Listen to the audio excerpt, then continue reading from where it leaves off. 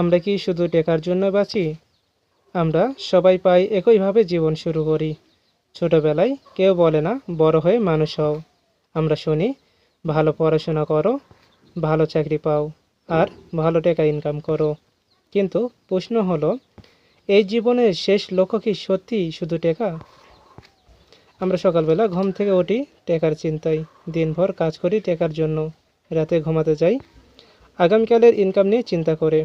ধীরে ধীরে সময় কমে যায়, মানুষ কমে যায়, নিজের জন্য জায়গা কমে যায়।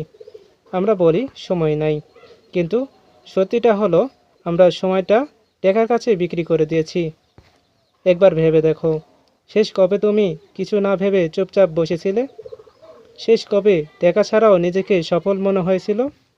শেষ কবে কারোর সাথে সময় কাটিয়ে মনে হয়েছিল এটাই যথেষ্ট?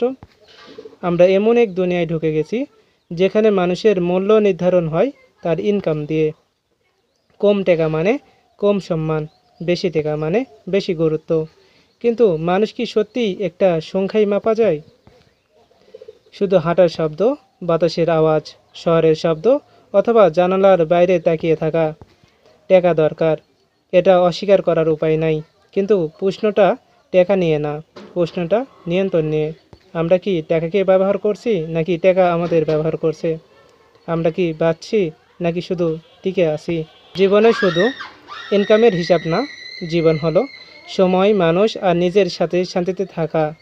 শেষ প্রশ্নটা রেখে যাচ্ছি, আমরা টাকার মালিক নাকি টাকা আমাদের মালিক?